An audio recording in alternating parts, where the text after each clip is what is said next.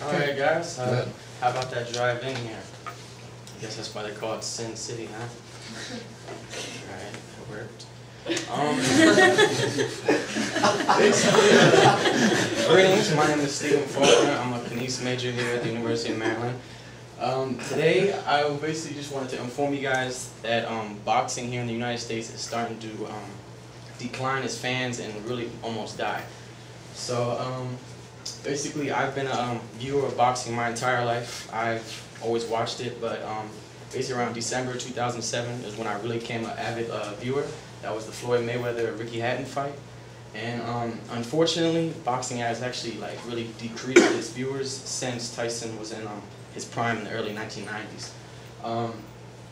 Basically, for the past 20 years, boxing has really dropped off, and I'm going to explain that to you guys today.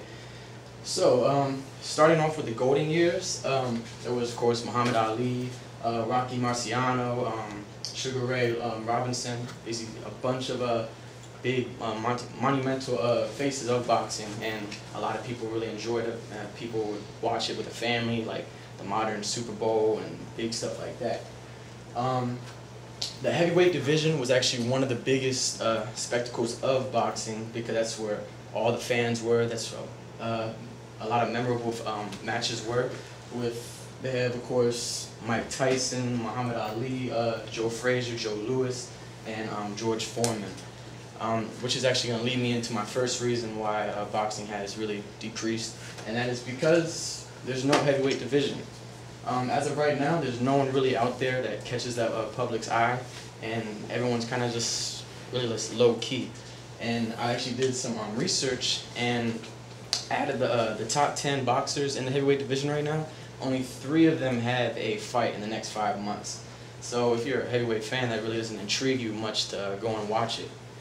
So while we're on the discussion of classes, in 1910 there was an implement of 8 traditional weight classes, and since basically 100 years from then, it's moved up to 17 weight classes and 4 sanctioned bodies. So if you do the math, that's a possible of 68 possible champions at one single time. And to an average viewer, no one really wants to pay attention to who's champion, because that's 68 is a lot of people to pay attention to. So that makes it a lot harder for fans to actually want to enjoy it.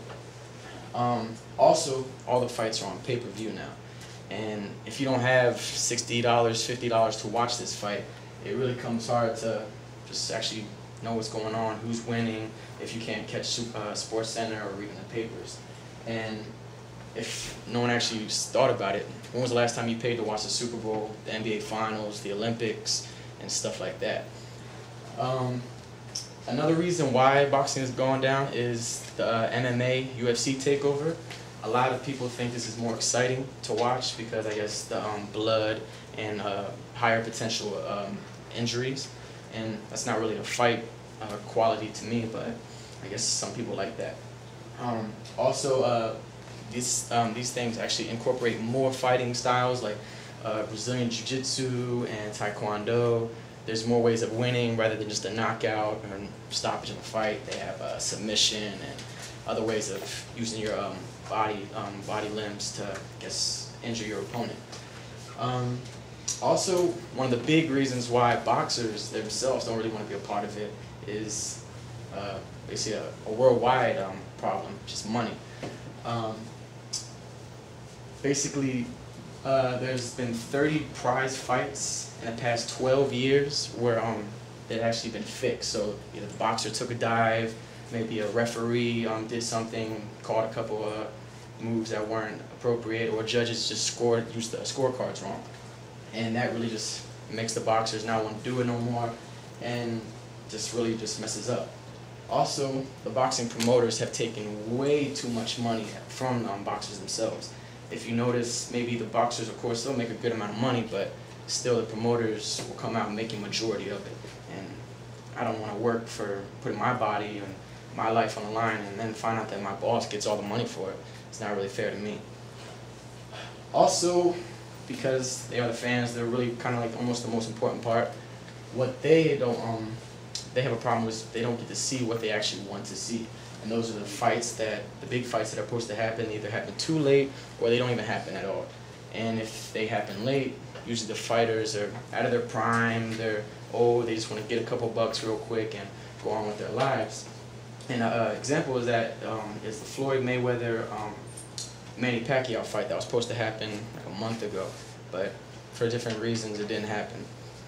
And that's unfortunate, but a lot of boxers, a lot of boxing experts and fans themselves have a idea of what will happen.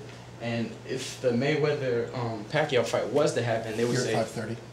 They say that's going to actually be the end of boxing as a whole, because if no one knows, Floyd Mayweather was the #1 pound-for-pound fighter when he retired from boxing. And when he retired, Manny Pacquiao moved up and became the #1 pound-for-pound fighter. So this would actually be like the last good fight they have, because there's no one really up to that caliber like they are now. And hopefully it doesn't happen, but if it does, it'll be unfortunate. So hopefully by, I guess, me talking to you today, you're more aware of what's going on in the boxing world and have a better understanding of why everything is going the way it is.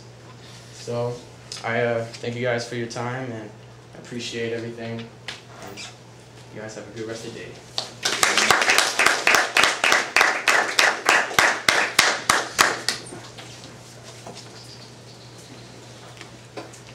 Thank you.